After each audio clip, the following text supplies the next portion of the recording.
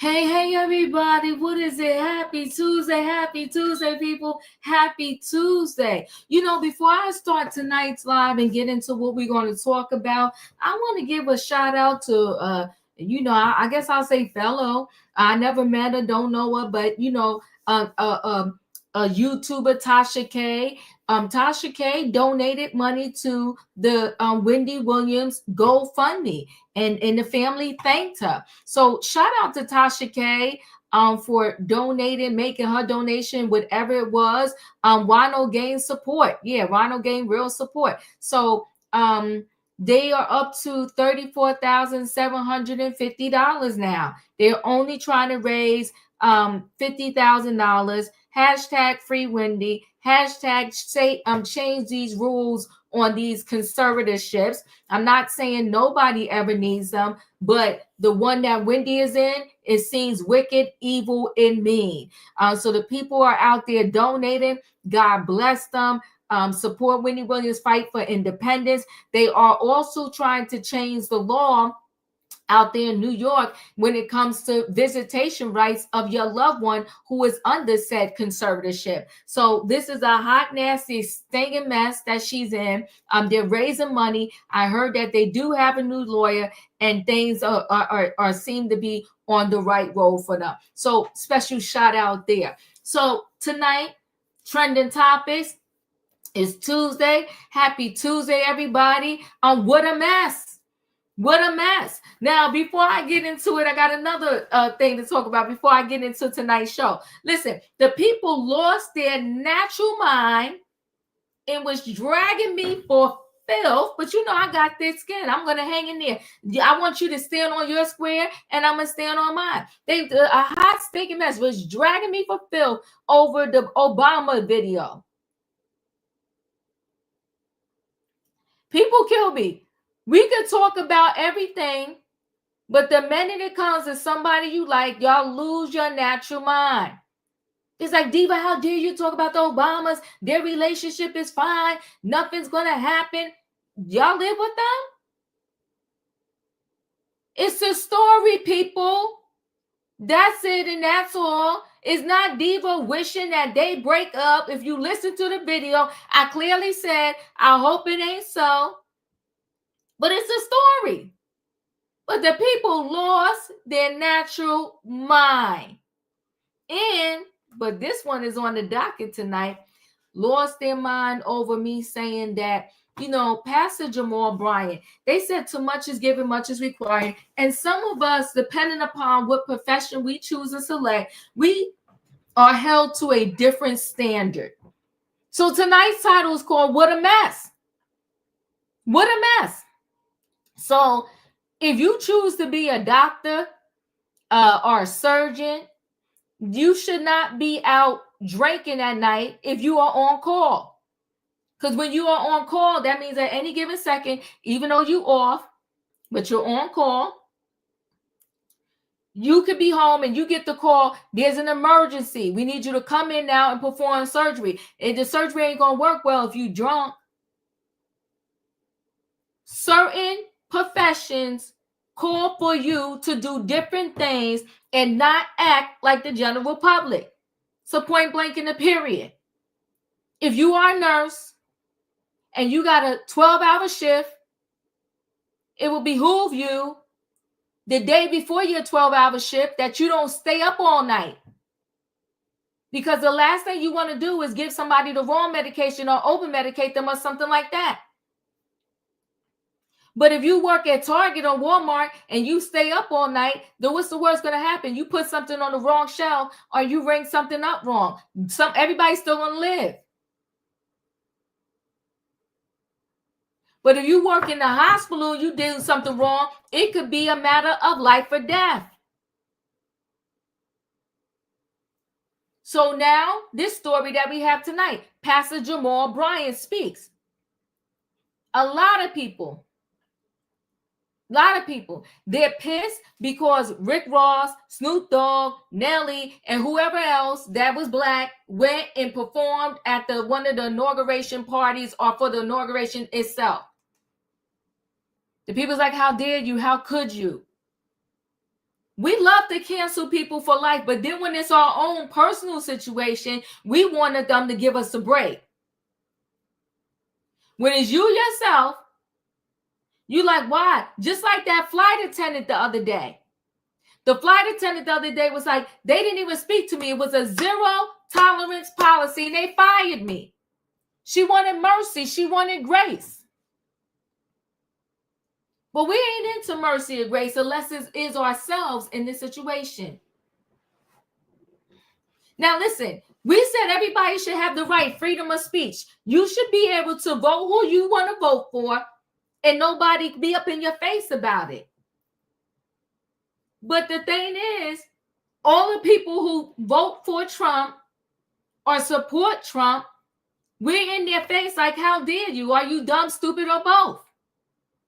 What do we want here? Do we want freedom to do what we want? Or do we want to tell other people what to do and they get to allow them to tell us what to do? If you follow me on my channel, the whole election, I ain't never tell nobody who to vote for. Vote for who you want to vote for. You have never heard me call Trump out his name because I don't want nobody calling me out my name. And no, just for the record, I mean, I'm not a Trumpster. This man, listen, I was here 100%. I lived in real time in New York City with that Central Park 5. For a lot of people, it was a news heading, a news, article. For everybody that lived in the city during that time period, it was horrific. Black people get looked at as is. Can you imagine what was going on with all the black men and how we was getting looked at when that happened? Because they were swearing 10 toes down that these young men at the time, boys, did this horrific crime. And Trump took out a whole newspaper article to call them monsters and whatever else he called them. But I want to circle back and add this to this Pastor Jamal Bryant situation. There are designer labels where the designers themselves have come out and said they don't make their clothes for black people, but we still buy them. Not going to call out the designers. You could do your own research. There are designer bags that cost $2,000, $3,000, $4,000, and they're not even leather. No. 0% leather. 0%. And they cost thousands of dollars. There are stores, these designer stores, that when they're in the mall, the minute you walk in, they're looking at you. Now, how do they know who can afford what? They don't, but they don't care. They're looking at you. When you look, got a little color to your skin.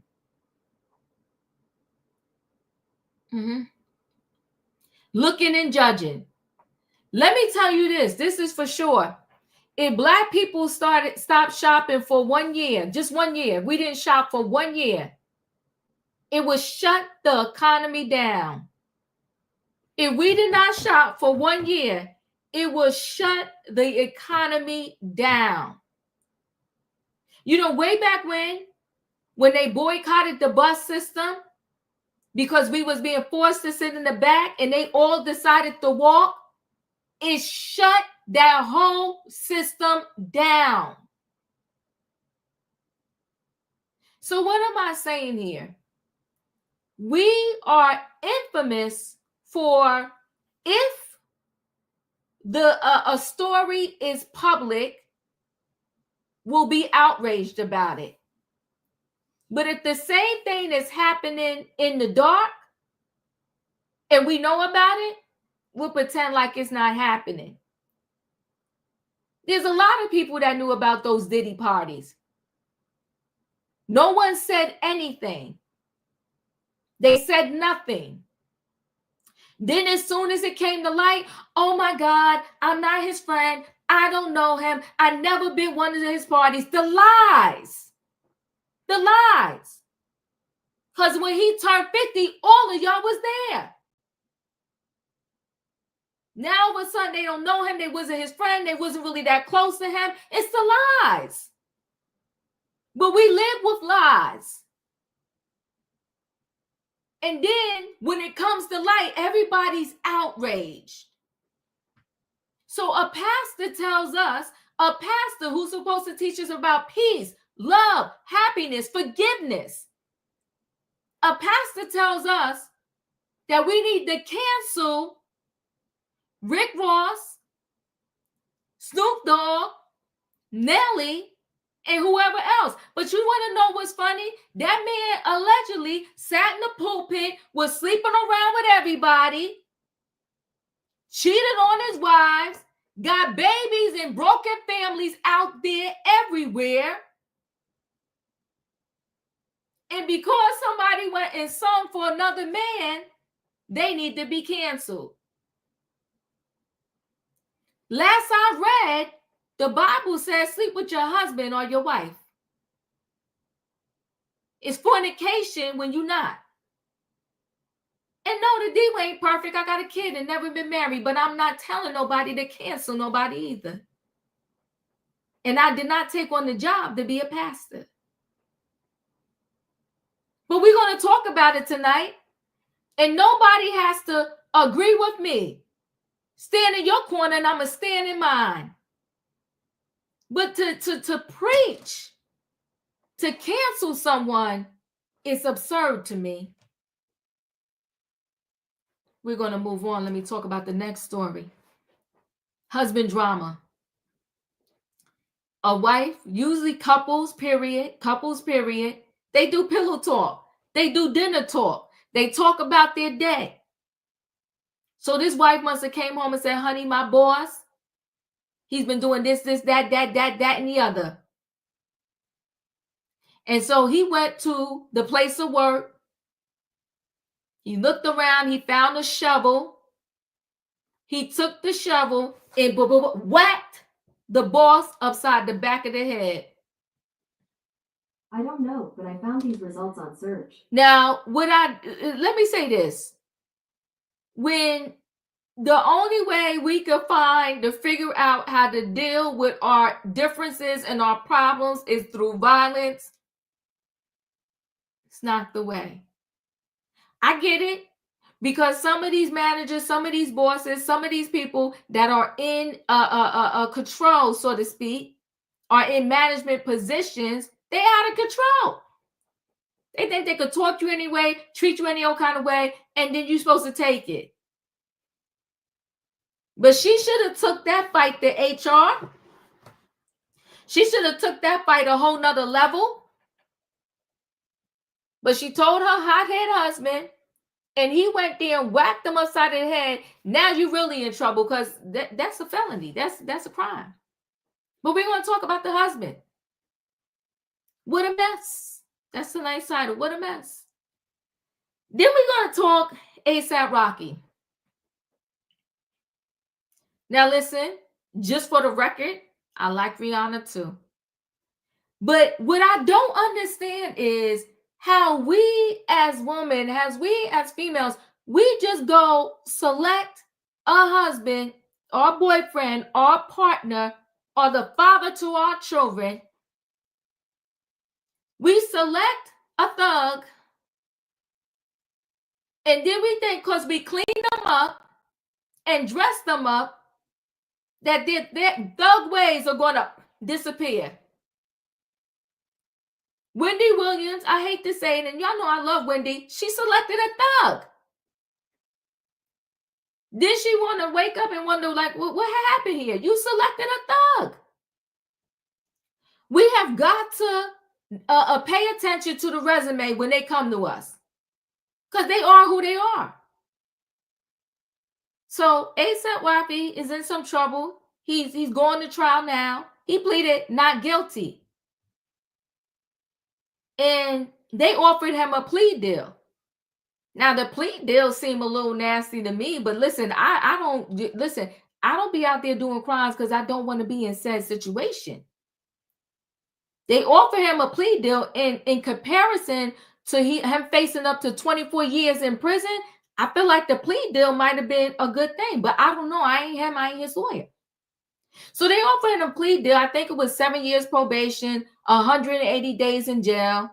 How many months is that? 180 days in jail. Is it like half a year? I don't know. 180 days in jail and who? They offered A$AP Rocky that. He said, no plea deal. You know, there was this show, I used to love it, right? Oh my God, they said adult dealing yikes. Listen, there was a show, I used to love that show, Deal or No Deal. I used to love that show. Okay, RD said 6 months. 6 months. I mean, 6 months in comparison to maybe getting 24 years. But I don't know. He said not guilty. So there's a lot of trials that are happening this year. A$AP Rocky, Diddy, Keefe D. We got a lot to keep connected with. But he said no deal. He's not taking the plea deal. He said the pow he got caught with, that this person is alleging that he pow like at him. He said it was a prop. It wasn't even real. And they got people to testify that it wasn't real.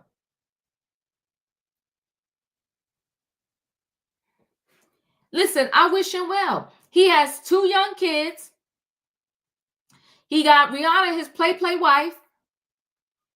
And he got 2 young kids to think about as he goes through this trial. And meantime, Rihanna is stressed out, hoping that he doesn't go to jail. Now, should he have taken the plea deal? Will he luck up like the YSL people did and walk free? You know, when it comes to court, you never know. It's like a roll of the dice. It could be a yes, it could be a no. I wish him well. He got 2 young kids, and I'm hoping that he doesn't end up behind bars. Hoping this goes in his favor, since he did not take the plea deal. Now, listen, I personally couldn't last a day behind bars. I don't even want handcuffs on me and getting clinked up and handcuffed. But he's in said situation, and we're going to see how this turns out. But in the meantime, he said, no deal. Our last story we're going to talk about is Kefi D. Kefi D is now out there in Vegas awaiting trial for the unaliving of Tupac Shakur. For some reason in his head, but you know, if you ever hear Kefi D speak, he ain't all there. Everything is twisted up in that head. It's like mumble jumble. It's like he got 3 brain cells and 2 of them are fighting each other. It's a mess.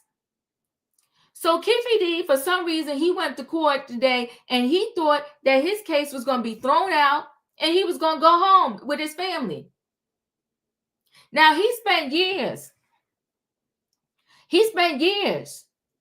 on YouTube, whoever will call him up, the Art of Dialogue, whoever, okay, will call him up, be like, yo, come through and talk about this unaliving of Tupac. He came through and it was all a kiki and a ha-ha for him. How are you going to kiki and ha-ha when somebody's family member is gone? He thought it was funny. He thought it was okay for him to be, is it somebody's birthday? Is it Felicia's birthday? Am I missing something? Well, Felicia, if it's your birthday, happy birthday, girlfriend. Happy birthday. But he thought it was a kiki and a ha-ha that he would go up on all these channels talking about, I know what happened to Tupac. Did you not think about his mother, his brother, his father, his family? Nothing? Oh, Claire, it's your birthday. Happy birthday. Happy birthday, Claire. Everybody say happy birthday to Claire. Happy birthday, girlfriend. So he thought it was a kiki and a ha-ha. So he was on everybody's, thank you, Julius. He was on everybody's, YouTube channel talking about, I know what happened to Tupac because I was there. I was in the car. I passed the pow to my cousin, my nephew, and did a grown man. He wrote a book about it. He did all of that. And now in his 60s, he's out there in the Las Vegas jail. He said they beating him up. They treating him badly. He said he got cancer, diabetes, and whatever else he named. He said the cops are against him. Everybody's lying on him. He got his son talking about my dad didn't do it. And he thought it was going to get thrown out. Well, he messed around and he found out. And now in his 60s, I couldn't imagine in my 50s being in nobody jail. I would just die. I told you before, I like to wash when I like to wash. I like to go to my refrigerator when I want to. Imagine there's no refrigerator to go to. You wake up in the middle of the night, you want some water, some tea, some juice, you can't get it. Imagine having to use the bathroom in front of your roommate in the jail. Everybody can see you. You got to use the bathroom. You ain't got no tissue. It's horrible. But that's the life they signed up for. Listen, people, I done talked enough. I need to bring the people on in the building. Y'all know what I need in the chat. I need a what? I need a choo-choo.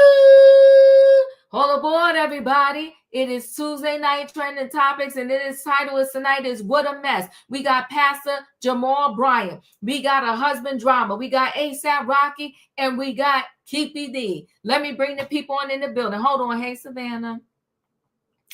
Tay-Tay. Julius, Wayne, Katrina, hey Felicia. Hello. Hello, everybody. All right, y'all. I'm going to go ahead and get right into this story because I talked a lot. We might as well start with the hot topic, Jamal Bryant. You know what? A lot of people, they dragged me. Y'all dragged me by my baby hairs, but guess what? I'm still here, and I still got a couple of strands left on the head, okay? Because I said what I said, and I feel like Pastor Jamal Bryant was out of pocket, out of line. Why? Because he's a pastor.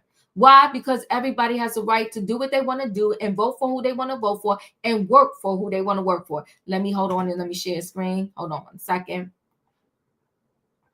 Let's hear him. His wife next to him, she was trying to stop him and calm him down, but she couldn't do it. Hold on 1 second. Let's listen.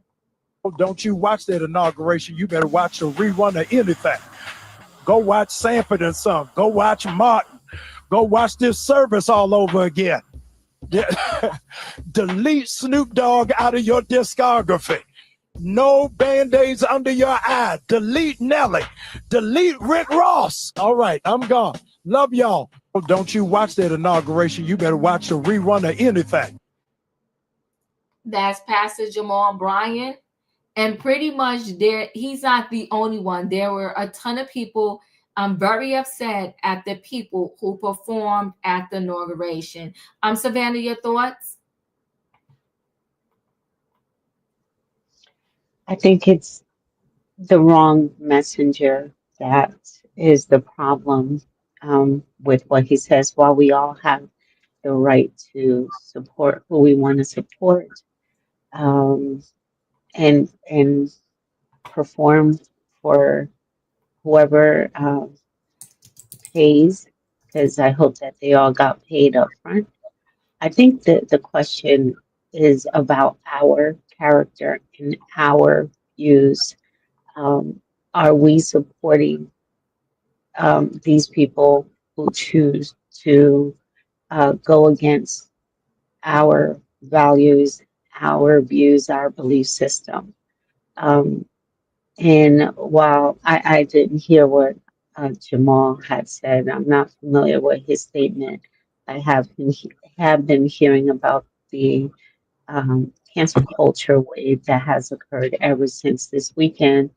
And while these few African American artists are being singled out, there was others there like Carrie Underwood and stuff like which she's also facing backlash because of her support this weekend. And folks have a hard time. I'm going to just speak on myself. I have a hard time supporting people who find it okay playing for a man who spoke ill about, who separated families, who has done so much damage. and has completely wiped out a lot of the good work that many people have done in the background. He has single-handedly worsened race relations in the U.S. as it is, and just in these last 48 hours alone, it has caused so much uproar and so much. Um, we're just in shock right now. I honestly don't know where to even go with this story, but this is all about who we are and what we're going to do. We need to, and it's not just these artists. It's also with the gesture that Elon Musk did today. How many of us have deleted our Twitter or our X? Um, with Zuckerberg now, you are not able to research. Kamala, anything with the Biden, the Harris race, if you're unable to get new information on any of the meta platforms. So they're slowly changing how we get our information, and they are funneling what we can and cannot be privy to. So it's on us. Are we willing to change our behaviors to line up with people who do not agree or see what what our views and beliefs do not align with? So I just think this is day two, and there's so much more coming down the line that it's exhausting. It is. Thank you. Tay, your thoughts? All I said, that's a wrong message and wrong time. At the same time, you put out after that performance that everybody saw right there. It's all right that who we vote. It's all right that who want to be the president that we choose. It's all right. Not the pastor. I'm sorry, Pastor B. Sorry. That's all right. That's all, Diva. Thank you, Tay. Felicia, your thoughts? Hey, good evening, everybody, and I hope everybody had a beautiful King holiday. So my piece particularly was with what's his name, Calvin Broadus. Is that his name? You talking about Snoop Dogg? Yeah, well, I'm calling him by his government name because that's how I'm feeling. But he made such derogatory statements about the choices other people made. He did 7 years ago. Mm-hmm. I don't think anyone specifically reached out to him asking him what he thought. I happen to agree with Tay. People have the right to choose. Your choice brings whatever consequences they come with that choice, but it's still your right to choose. And so, I understand he was doing something to help an old friend get a pardon or whatever. And he was pushing that cryptocurrency because he got a percentage of the deal. I understand economics. I think most of us do. But when we buy into the message of the messenger and the image that says, oh, this is someone that I should put on a pedestal, or perhaps, I like how they do things, and so I'm going to follow them. This is when you get incredibly disappointed. And Nelly has children he got to feed. So he was confused. He went to go get paid, but again, Donald Trump don't pay nobody. So I don't know who got paid. Maybe they got paid in cryptocurrency. Now that might be something. But when it comes to Calvin Broadus, I need to remind you all, he had his daughter and his son and his other son get educated in that underperforming, underserved, failing public school out there in California. So a man who doesn't invest in his children or his grandchildren, who makes those kinds of statements about others, and then when it's befitting for him to go out and do something, and he does it, and he puts out a crude statement to those of you who challenged him, maybe the next time it comes around, you won't get caught up. Know who you are. Know your values. You stick to what works for you and your family, and stop following these false prophets that are out here. Because eventually what's going to happen is you're going to be incredibly disappointed, and you may very well end up broke. Meaning, I wouldn't be investing in cryptocurrency right now. If you look at those 4 fat dumbass idiots up there who was pushing it, they haven't been very successful. Their judgment has been impaired. Their children have been underserved.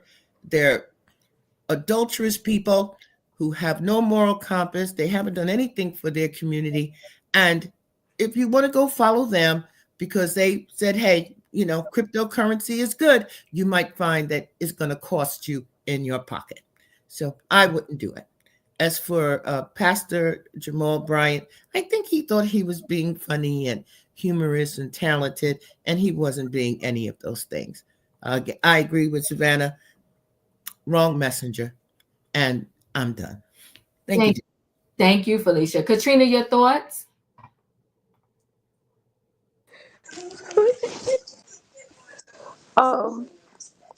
Hey y'all, how y'all doing tonight?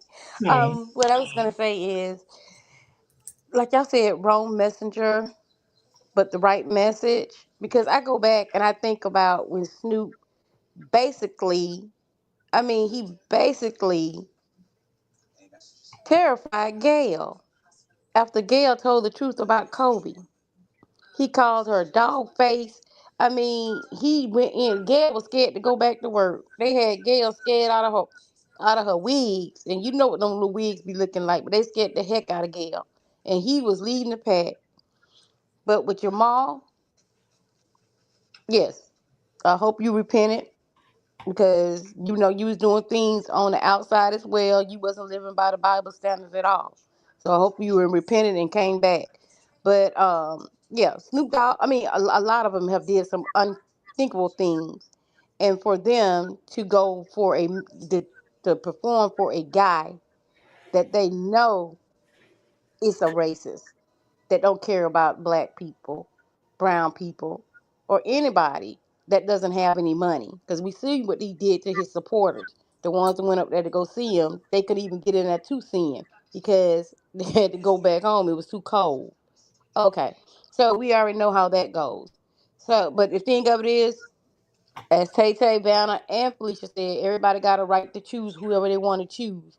But my choice is I'm not choosing them.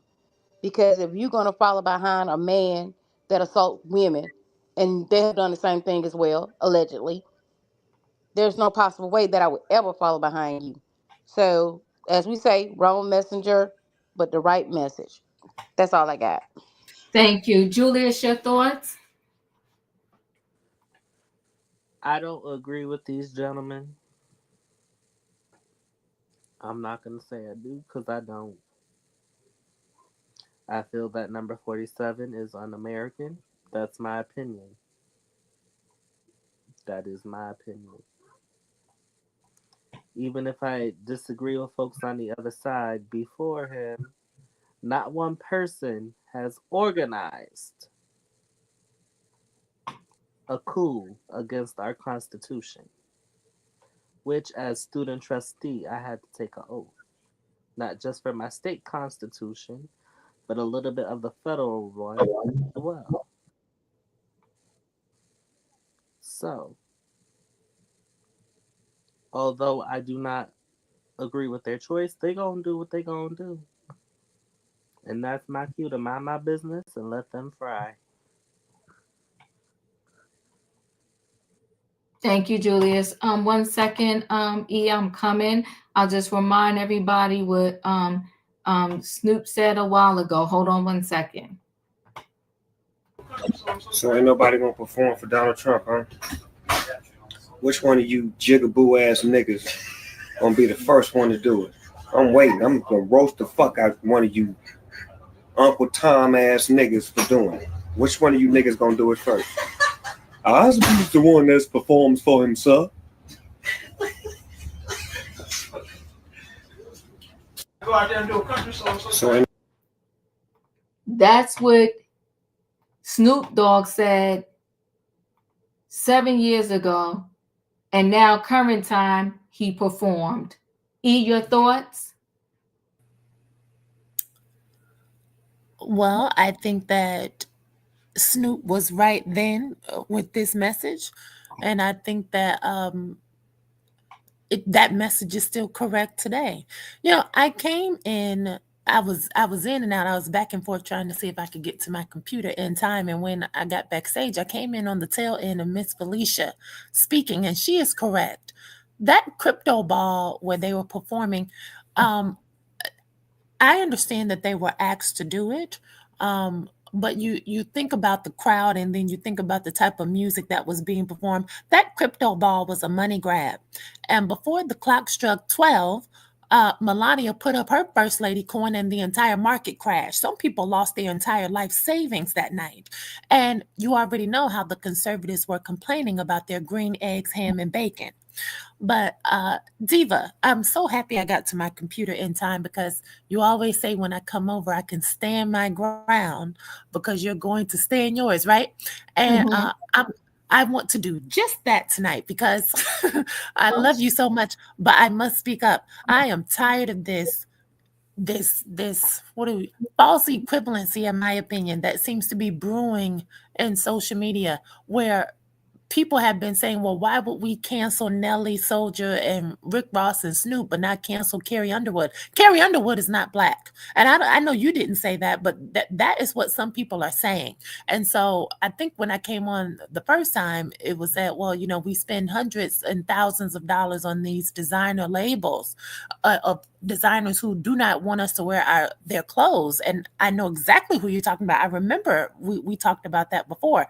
And decisions like that are asinine. I'm in agreement with you on that, but we cannot minimize the gravity of our most admired or decorated celebrities amongst other Black men. And I say that because collectively, those four men have a total of 220 million followers on Instagram. It's a lot of eyes on those four individuals, and them standing in solidarity against someone who represents misogyny, fascism, deplorable behavior. It sends the wrong message. The Speaker of the House, Mike Johnson, they're rolling out these bills shortly, but surely. The tax bill that they're trying to introduce is going to be tax cuts for the billionaires, and they're going to increase taxes on single mothers and hike up property taxes. Savannah told us the other night we were here that if you are a single mother and you have the father on child support, that they're trying to make it ineligible for you to get the tax credit. This administration is trying to make it harder for single mothers. And then you have these four men who have, excuse me? No, I didn't say anything. Oh, I'm sorry. You have these four men who have collectively spewed misogyny, colorism, anti-Black woman images, and poisonous lyrics into the communities. And from what I know about Rick Ross and Snoop, they have slippery relationships with their own children. Soulja Boy's child isn't old enough to understand his father as a sack of garbage yet. But the point is, we didn't need Jamal Bryant to tell us that Cornell Hayes, Calvin Brodus, what's the other one? DeAndre Way and William Roberts needed to be canceled. I told y'all to cancel these men 2 years ago when I came over here and told y'all about the 13.2 million men who we needed to, as a collective, gather up and leave on the side of the curb. I'm not getting tangled up in this right message, wrong messenger thing. If the message is right, then the message is right. An administration that has introduced this type of legislation and specifically targeting single mothers in the Black community should not be endorsed by a pack of men who were themselves raised by single mothers. You don't pop, lock, and drop it for Donald Trump at the expense of Black women whose back you stood on to get to where you are. These are not TikTok rappers. They're not new to this industry. They didn't get to where they are by social media. We built these horrible men. These people came up during the era of cassette tapes, of Snoop at least, 106 in Park, mixtape CDs.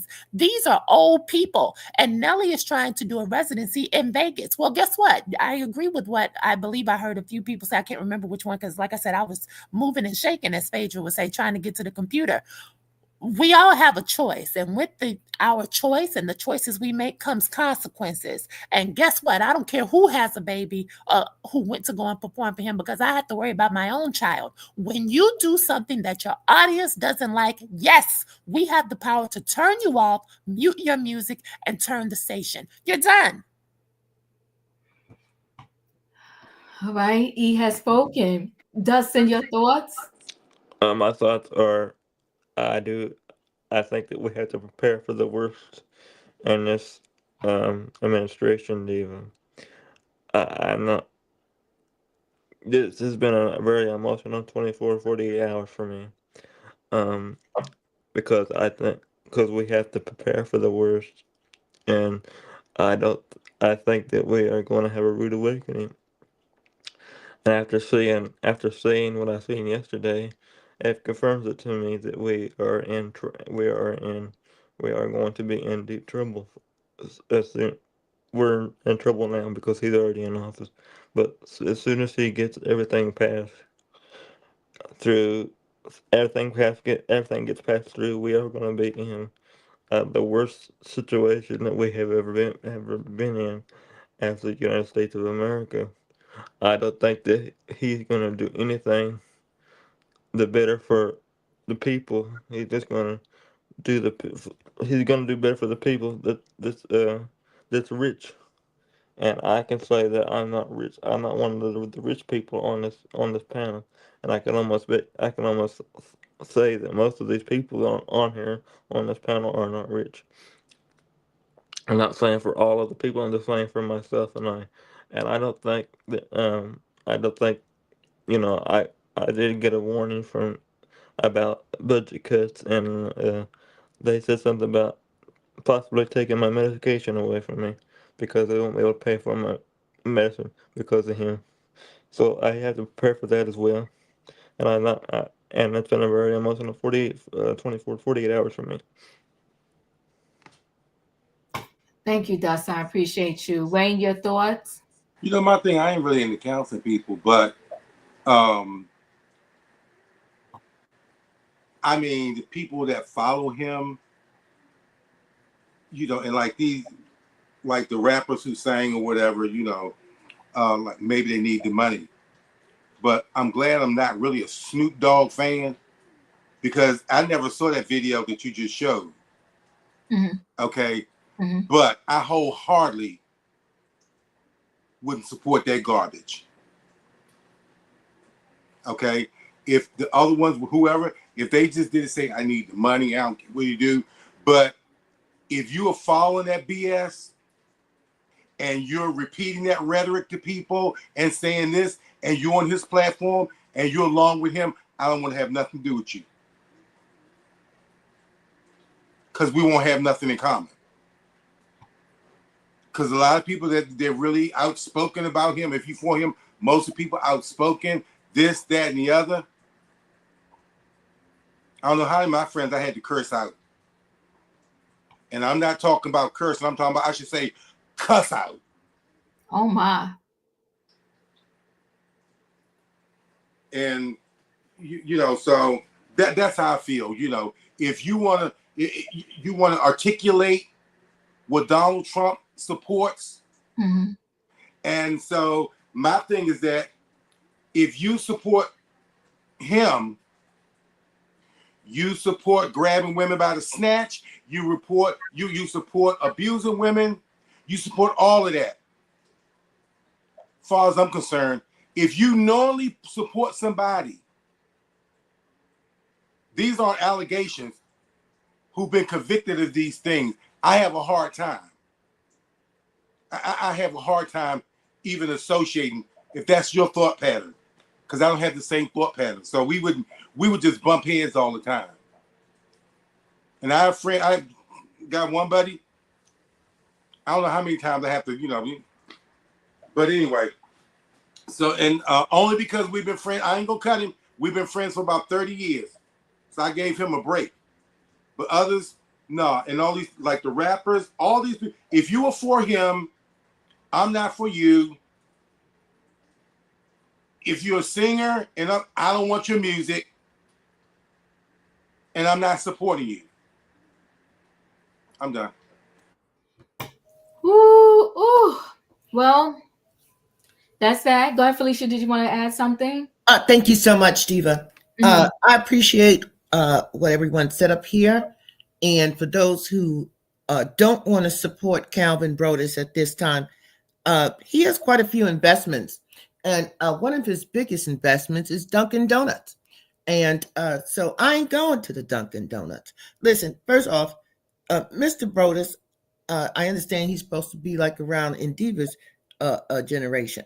About 51 or 52. He looked 83, 85. The man has smoked all of this bad weed, all this marijuana. His judgment is impaired. He probably needs money. He hasn't been very faithful. And again, he had all of his children in underperforming public schools where they didn't get a quality education. And I keep coming back to that because if you don't invest in your children, then who do you invest in? So when you say if they believe, no, this is who they are. They are more aligned with the current president of the United States and his thinking and his values than perhaps yours. So you have to make a decision as to whether or not you want to continue to support people who don't support you. Period. And how do you do that? You do it economically. You figure out what we're not going to invest our money in. Dunkin' Donuts makes a lot of money. I think if we took one day and say, no, we're not supporting Calvin, then there would be some kind of repercussions from that. But I don't want people to be confused.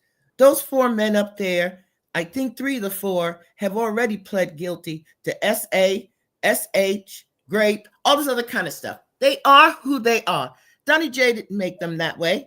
They got there like that. He already knew who they are. So he didn't say, oh, I'm taking honorable, decent people and asking them to come up there. He knew that they're hustlers off the streets. Who was it the other day? I think it was Katrina and E. Said, now, Rick need to go back to corrections. So we know what we think about a lot of people in corrections. So I don't want people to get all twisted and think we had these decent men go up there and perform. No, they are who they are. And they're old, like E said. They're good and old and grown men who probably have had no values. And I'm going to just say it. Hate women, particularly Black women, hate their mothers, okay? And they decided, well, look, according to the street, Ashanti is pregnant with her second child. And according to the administration under this new president, they're not about protecting women and unborn children. And you would go up there because you said, somebody said they was a president and I need to come sing for them? I don't think so. But he did. Did he really think about his wife and his kids? I don't think so. Because that's not the priority. He's who he is. And they are who they are. So when people do these things, note it and say, you know, where do they invest their money? Because I'm not going to be invested there anymore. I'm done. Diva. Sure. Go ahead. Felicia says something I thought was so key. And thank you, Felicia, for echoing that, because I meant to circle around to it. These are people who hate women. And like Felicia said, their values are aligned. When you look at Donald and Melania, we already know what that's about. There's no love there. And I didn't even think about that 3 of these 4 had already pled guilty to crimes against women. That should be noted. They should have been canceled a long time ago. So it's finally coming to the surface, and every dog has their day. I think Felicia hit the nail on the head. All right. And then there's that. Y'all heard the people speak on Pastor Jamal Bryant and his thought process, and these individuals who performed at one or maybe all of these inauguration parties for our incoming president, okay, who's the president now as of today. All right. So we will move forward into our next story. And the next story is this husband drama. Listen, the thing is, as a spouse, right, part of your duties are to protect each other. And if you know that your husband or your spouse is a hothead, then you gotta, filter and be careful what you tell them and how you explain things. I don't know exactly, because it's not part of the story, what this manager did, but I know whatever the manager did, the husband came there and he handled it. And now it's a whole hot mess. So vengeful strike. Horror moment. Supermarket worker's husband smacks her boss in the head with a shovel in revenge for telling wife off. Okay, so we're going to watch the video here. On FanDuel Casino, new players get $350. Commercial.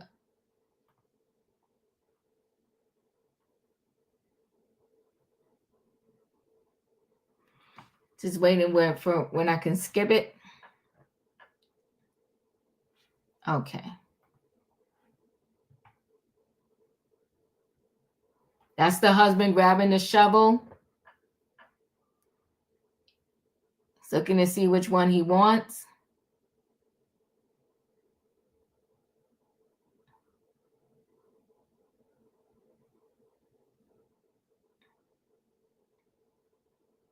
That's the manager in the blue shirt. Yikes. Then the workers.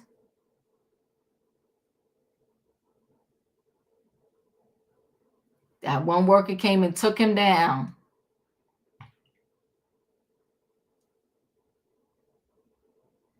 Then some more workers joined in to help.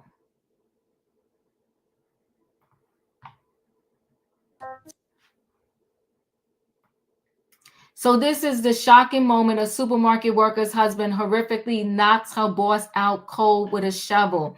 The enraged spouse sought out his wife's manager in an apparent revenge act for telling his wife off.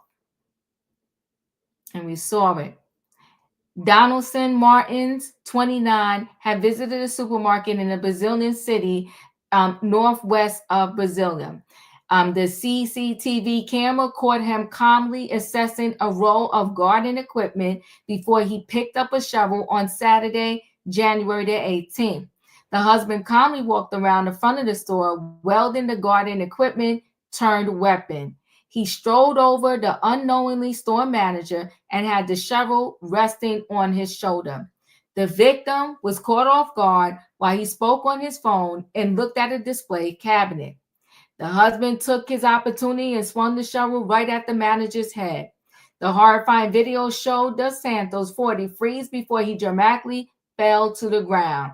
The impact even forced the manager's phone to fly out of his hands. Dos Santos managed to roll over on his back and gas his head in his hands before confused workers and shoppers attempted to help. His colleagues then quickly put the husband in a headlock.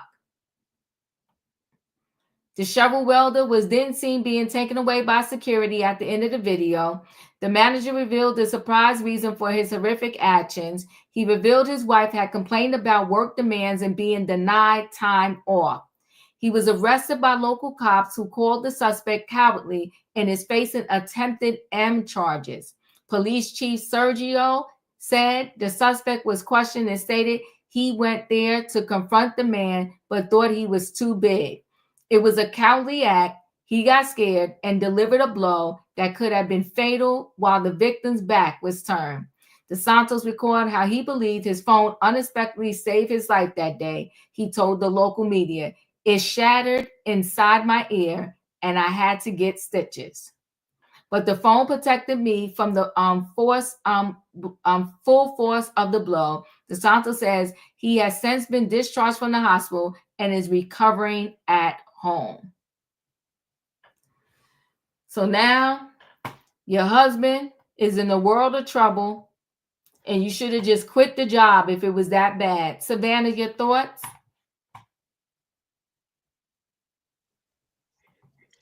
He absolutely deserves to be in jail with charges of first degree. I don't know what situation short of being SH on the job, nothing calls for this type of retaliation. This actually went down. He was trespassing, first of all. Why was he on the premises?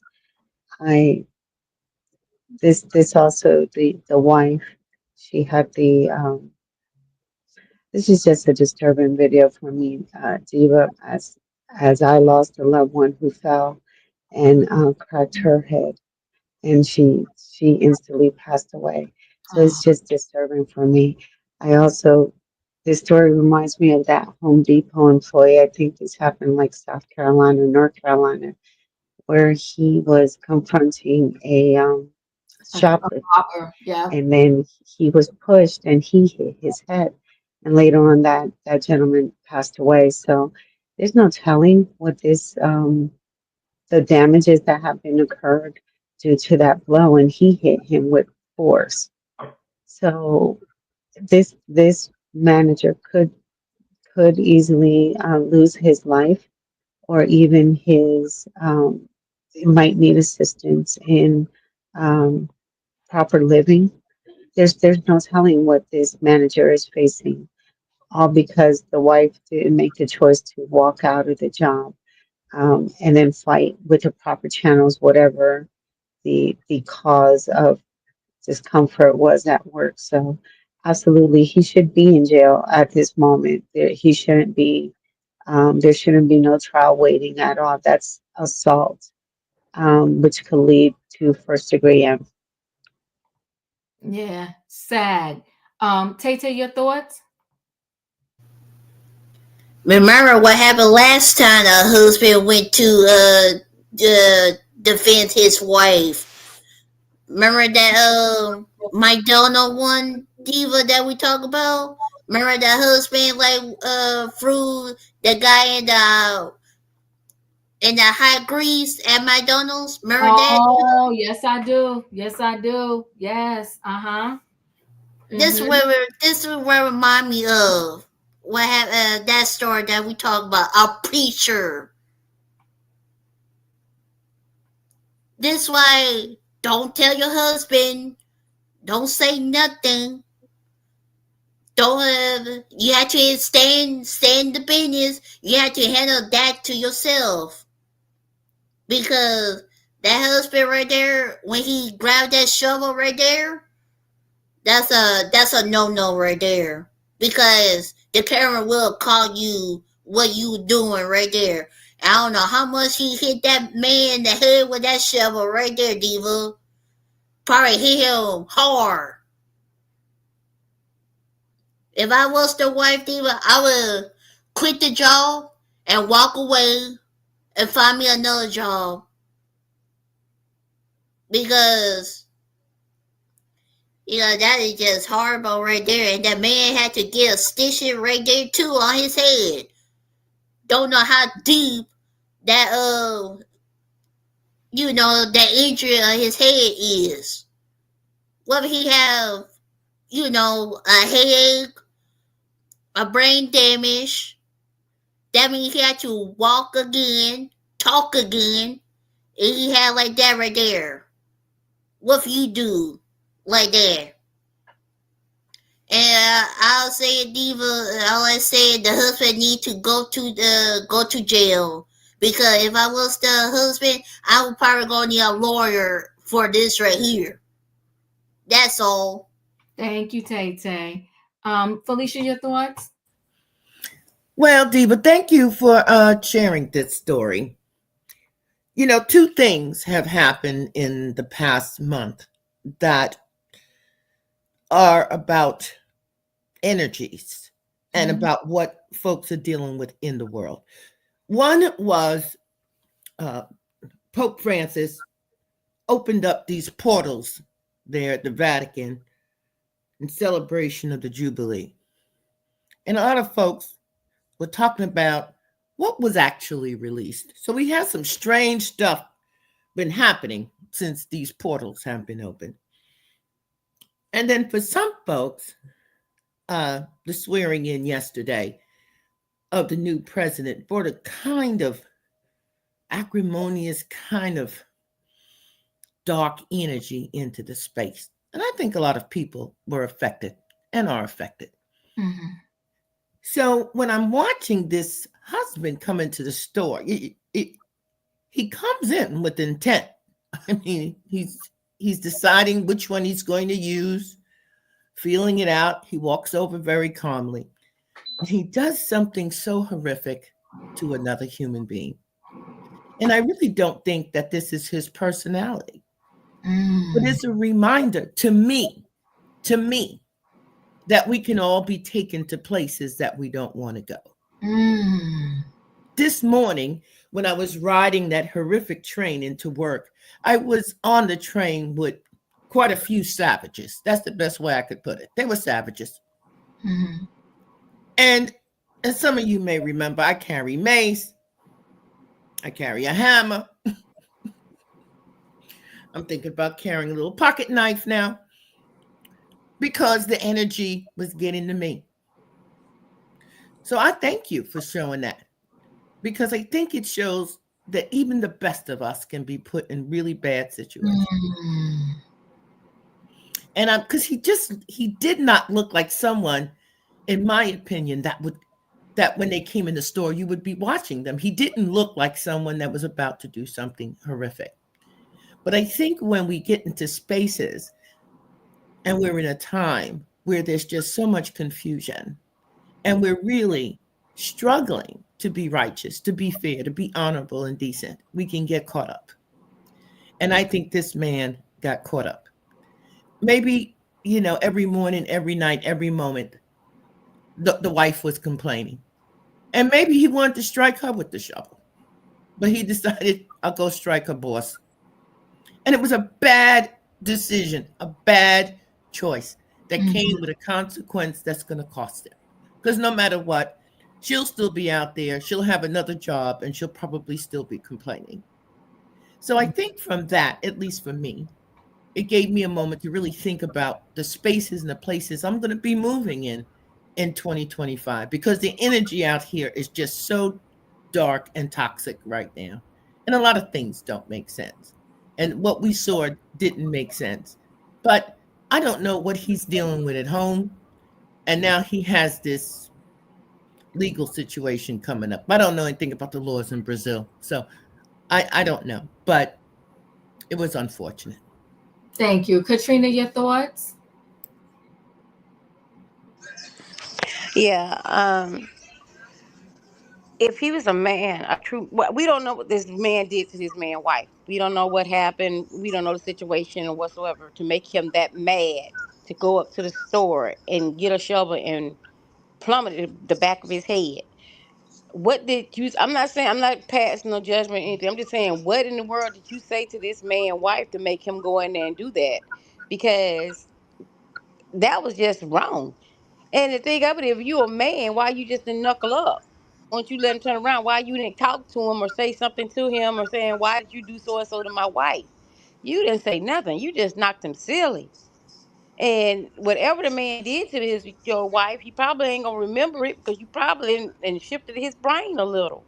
It's a sad situation. I'm just saying, if you want to be a man, if you want a man up, why you got to get a weapon?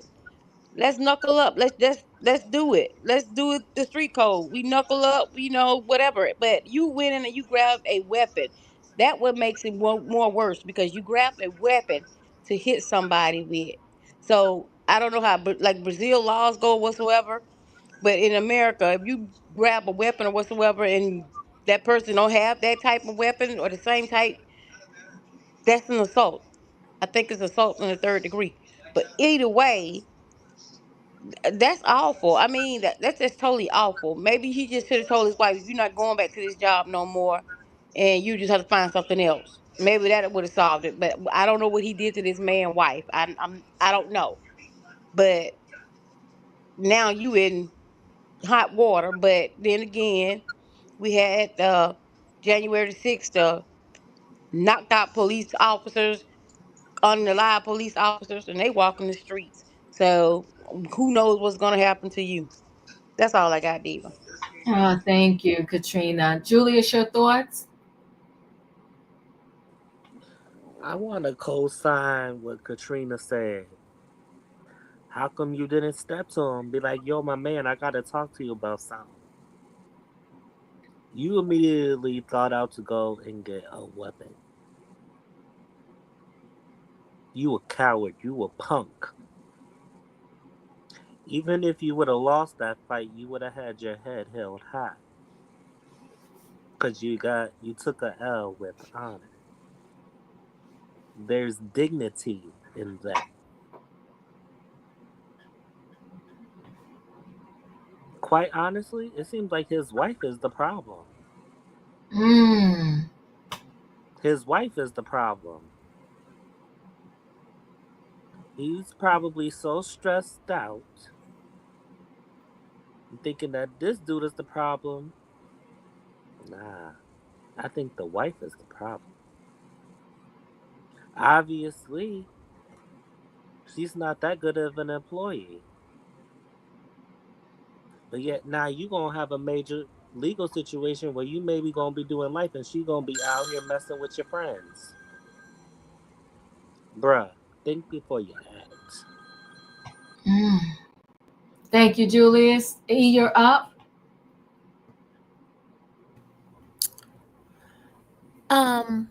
You know, I agree with Katrina and Julius. What kind of man goes up to another man and strikes him in the back of the head with a shovel while his back is turned? This is a man who has his tail between his legs. And we already know, I think his name is Danielson Martin, he's a wuss, because the older man who was zoning up the aisles in the back, and then the one who was bagging up for the cashier in the front, like we saw, they quickly took him to the ground and had him in a headlock. A man who, this is just me, and I believe that it's a cultural thing, a man who will size up another man from the back and strike him when he is not expecting it is also a man who will pull out a pow-pow and take someone's life over a misunderstanding. Men like that are afraid of other men. Men like that are afraid of confrontation, and they will ride out on a lie because they're too scared to have discourse and seek clarity. What I want to know is where is that wife? What did she tell him?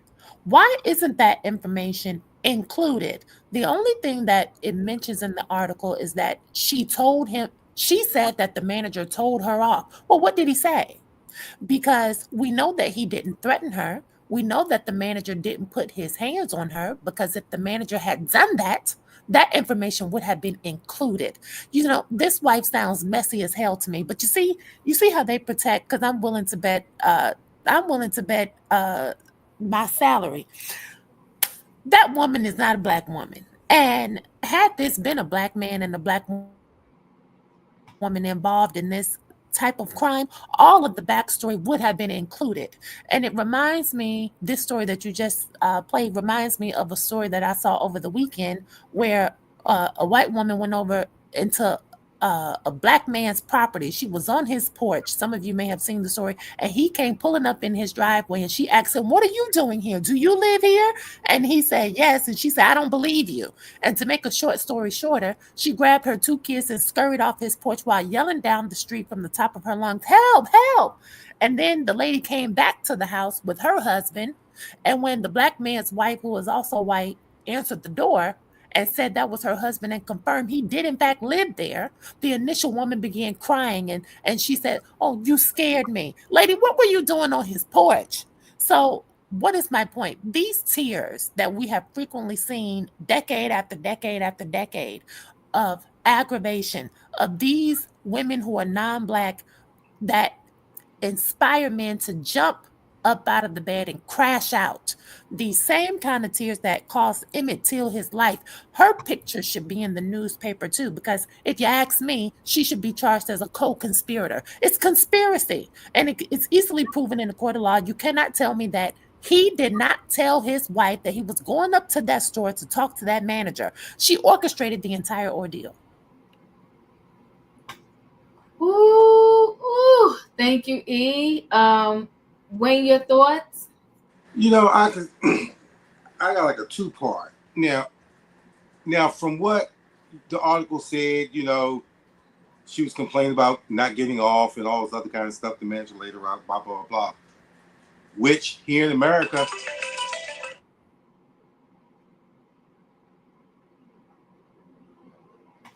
Did we lose you, Wayne? I think we might have lost Wayne. And it was about to get good. I know. All right, I'll go ahead to Dustin. I don't have any comments on this one. Just go ahead and skip me, David. Okay, no problem. Thank you. I'm sorry. No, you're fine. All right, so I think we lost Wayne. If we get him back, I'll let him finish his comments on this one. We're gonna roll right ahead into our next story, and it's ASAP Rocky. You know, ASAP Rocky. I'll just go ahead and get right into it. They offered him a plea deal in his case today, and he said no. He said no plea deal. Okay. So hold on, let me get into that.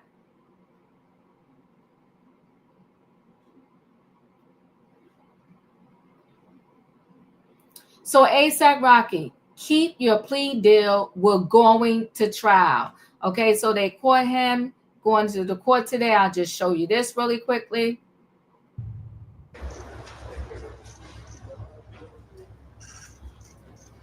Is there any comment today?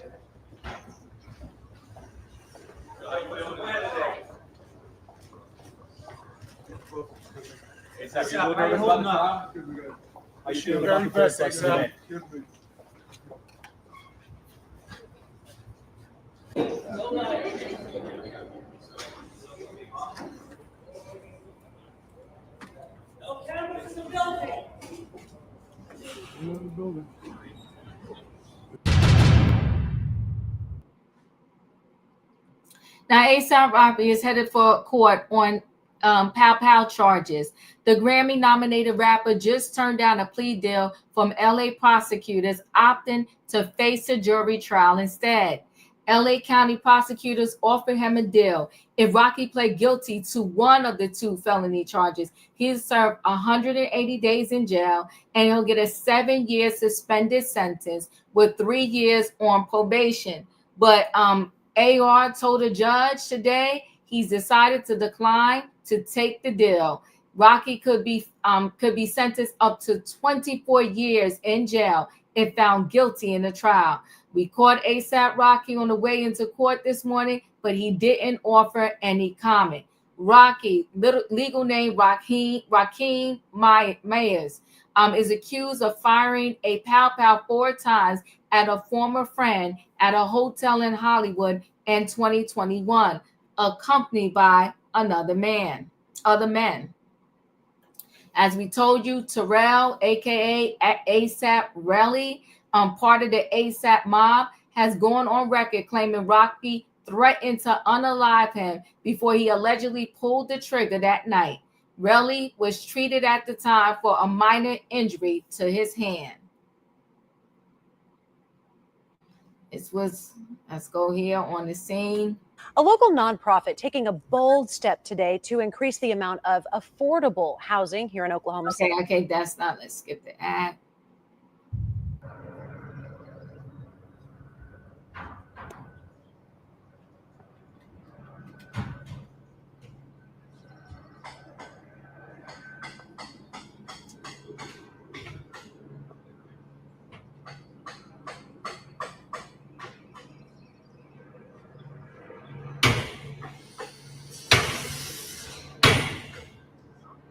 Diva Wayne is backstage. Oh. Okay.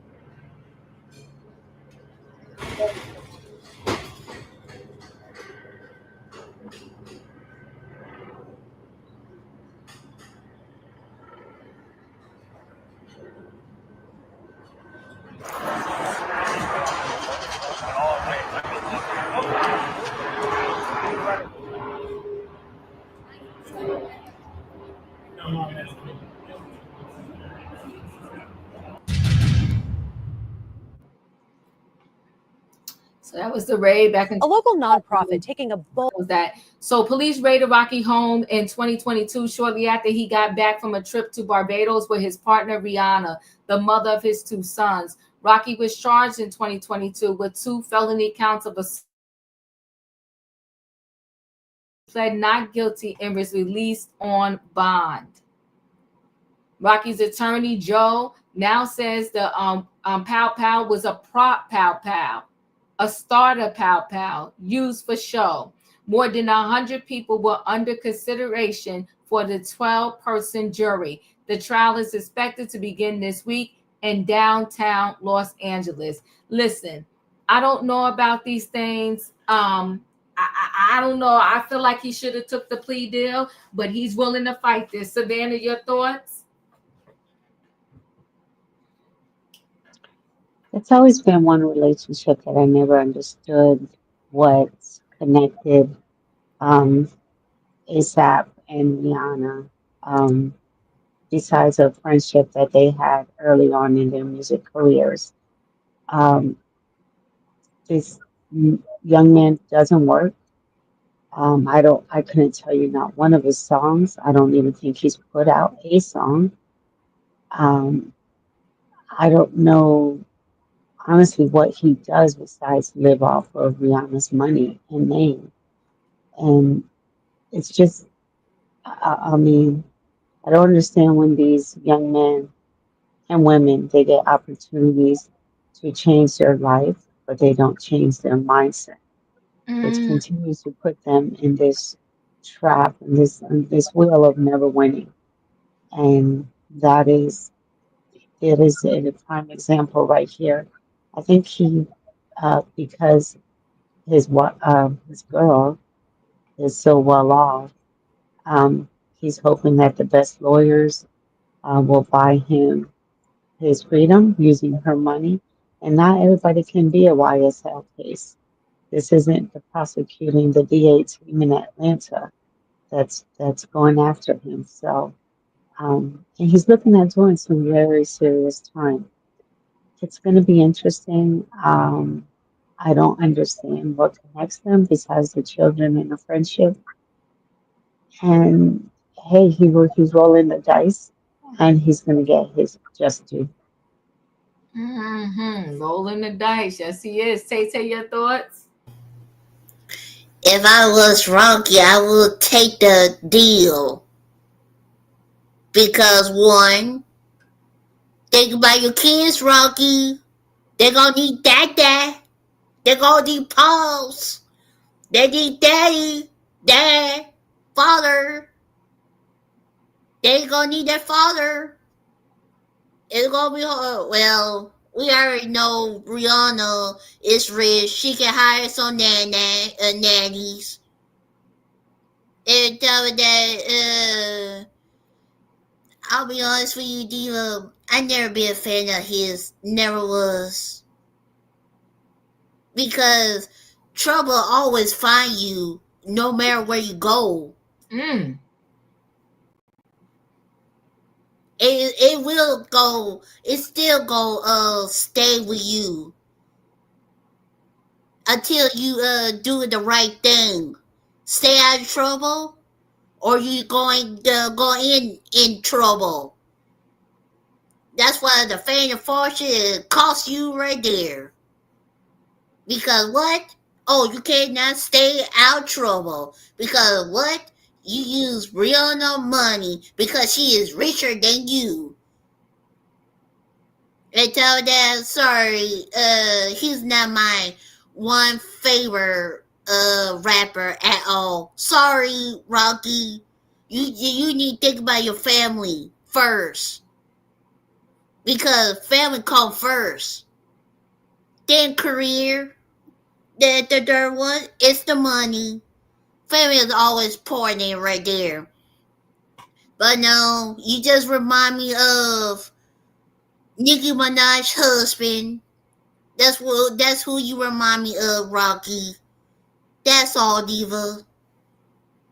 Thank you. Hold on, let me kick somebody out. Okay, go ahead, Felicia, you're up. All right. So I don't think he should have taken the deal. That's a lot. That's a lot. And just yesterday, some 1,600 people were pardoned who did a whole lot. And they're home, and all is good. And one of those people was Enrique Torrio, who was the leader of the Proud Boys. And he wasn't convicted for any kind of insurrectionist behavior. He was convicted for having set a historical black church afire. And now he's out. You mentioned the YSL case. E is up on the panel tonight. She's out of Georgia. They said this YSL was destroying all of Atlanta. Everybody was miserable. Crime everywhere. They're the worst. They got to go. I would say about 87% of them are on the street right now. Some are renegotiating their probation deals, wanting to have more freedom. They want to make their music. They want to go make their money. I don't know what what's his name? What's his government name? Anyways, I don't know what he did. He knows what he did. And if he wants to go fight for a fair chance, I think he should. I looked up his attorney, and he's got a good attorney, folks. He's got a very good lawyer. His lawyer has represented Alex Rodriguez. He's also represented Donald Trump. Now, keep that in mind. He's Donnie J's attorney. He's also represented Michael Jackson. He represented the man who they were looking for back in that Aruba case with that young woman who went missing. So he has, and he studied well. He was educated in really good law schools, comes out of Brooklyn. I'm sure if you will look him up, Tecopina, you will recognize that face. So why do I think it's so important as well that this is Donnie J's attorney? Because if he's found guilty, he'll just pay for a pardon. And he'll get it because he has the money, his own money, to go ahead and pay for a pardon. But when we talk about justice and we talk about equity and we talk about fairness, it has always been imbalanced. But now even more so, because you have all of these convicted felons being pardoned and put back on these streets and getting better paying jobs than any honest, hardworking woman like me. So I say roll the die, take your chance. I'm done. Thank you, Katrina. Your thoughts? I'm with Felicia.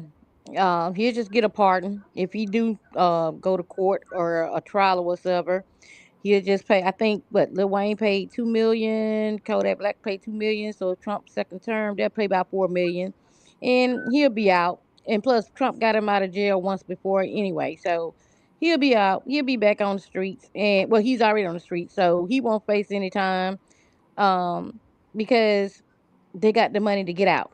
Rihanna is a billionaire. He's worth $25 million. With the lawyers and all that type of stuff, it'll be a dog and pony show. But we already know how it's going to end. Even though if he get convicted, he'll pay the money to get up out of there. He'll buy a pardon. And we'll see him back on the streets. That's all I got, Diva. Thank you. Julius, your thoughts?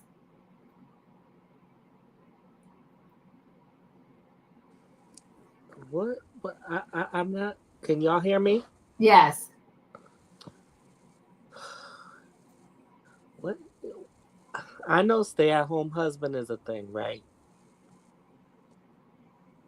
Oh, but I feel like this is a pattern for Rihanna. Rocky, take the deal to be with your kids. But oy vey. Thanks, Julius. Yeah, low quality men. Thank you. E, you're up. Well, I must say Tay was preaching tonight. Until you get yourself clean, trouble will follow you wherever you go. That's a word, Tay. Yeah. And, Rocky said he is not taking the plea and he is going to trial. Well, it'd be one less criminal off the street then, unless Rihanna empties her bank account to get him out.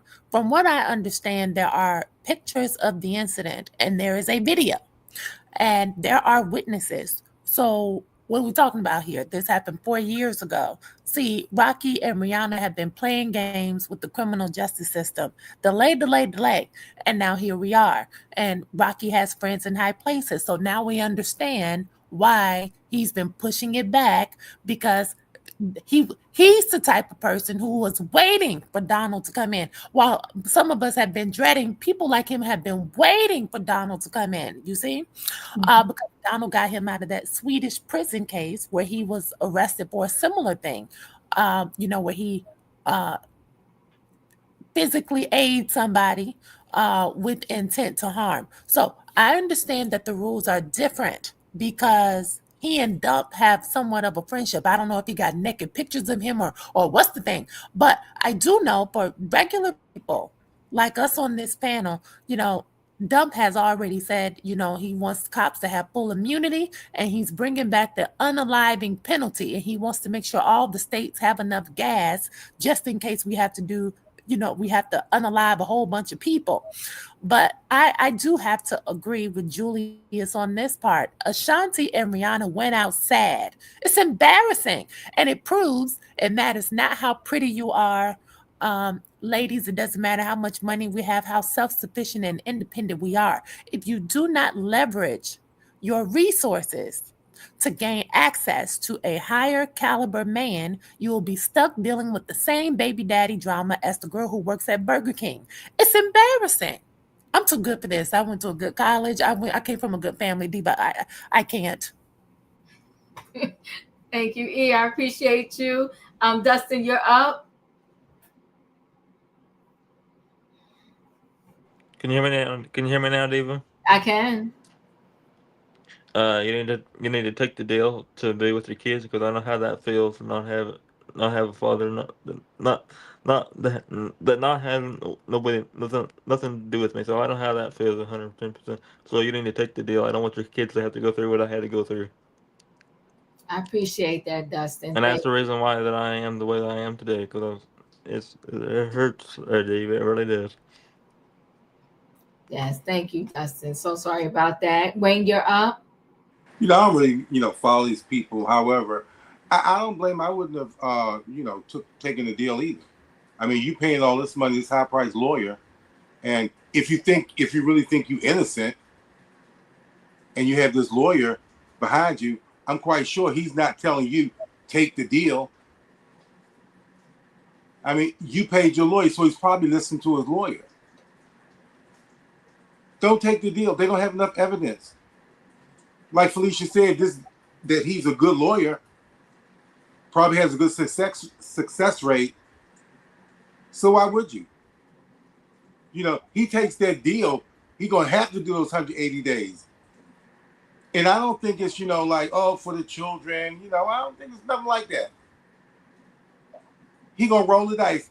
He got the money, he got the lawyer, and he's just gonna go forth with it.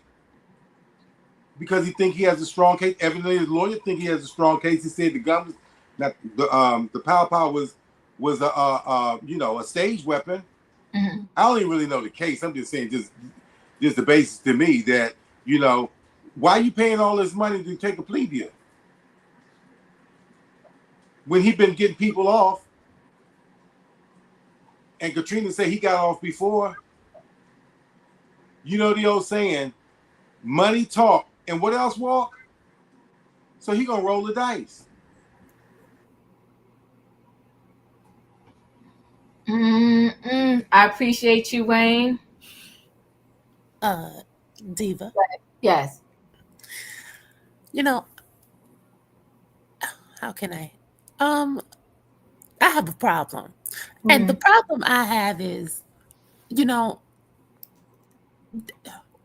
we might as well throw out the Constitution and the Bill of Rights. I just think this whole country is a damn joke.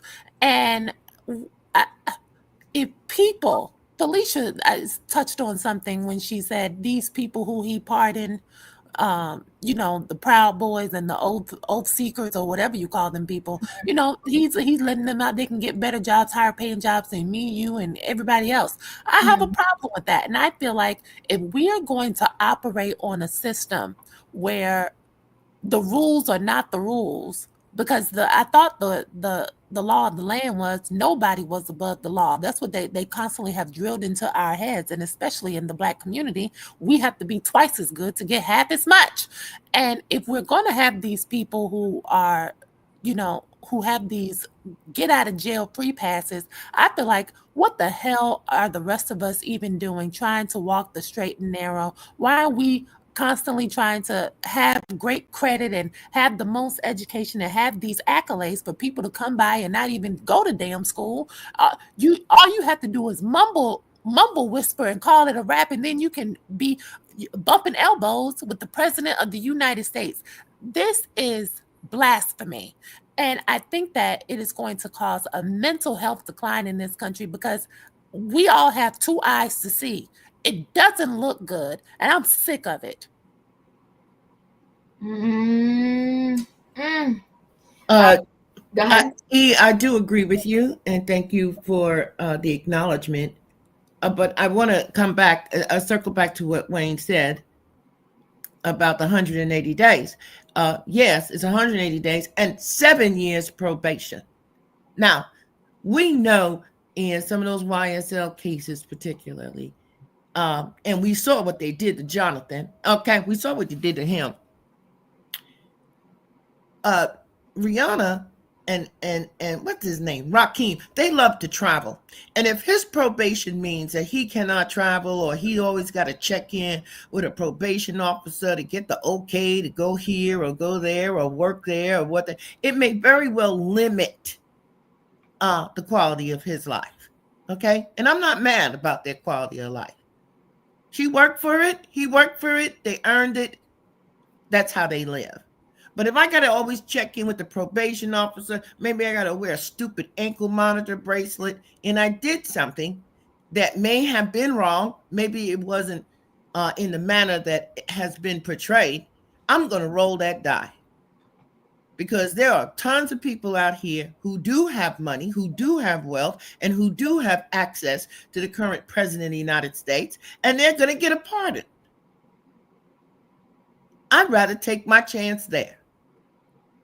Because yesterday's prices are not today's prices. The rule of law left the United States some time ago. It's gone. I don't know if it's coming back. So if you can use your money and your resources and your connection to get a pardon, get it. Absolutely get it. Yeah, there are going to be some people up here who are offended. I'm not offended, okay? Because I've always had to be more mindful, work harder, be smarter, be more cautious. And now even more so, because I don't have the connections. I don't have the money. I don't even belong to the right political party to even think about getting a pardon. I asked Joe to give me one yesterday. Hell, he put the whole family in except me. I needed one. Because that's how treacherous it's going to be out here. So if he can get it, they got the money. I say you roll the die, Rocky. And I think he's going to be found not guilty. Not because maybe he did or didn't do anything. But out there, they done had everything burned down. The people who was complaining about the bacon and eggs ain't got a stove. They ain't got a house. They ain't got nothing. Okay? So if they can get to go do jury duty and sit up in there for a minute or two and go ahead and find him not guilty and be happy about it, I think that's how it's going to go. Because it's not about truth and justice anymore. It's about who you know and how much cash you got. I'm done. Ooh, well, there's that, y'all. Okay, everybody hit that like button. I'm going to roll into the last story. You know, like Diddy, Keefe D did not prepare their children to be able to carry on without them. Listen, we all got a birth date and we have an end date. So what am I saying here? We all got a birthday, we all got an end date, okay? So with that being said, if you have children, you got to prepare them to be able to fly on their own at some point and not totally continue to depend on you. I believe Diddy did not prepare his children to fly on their own. They was used to the unlimited, well, what they thought was the unlimited bank account of their daddy. And now he's behind bars and the bank account is dwindling down.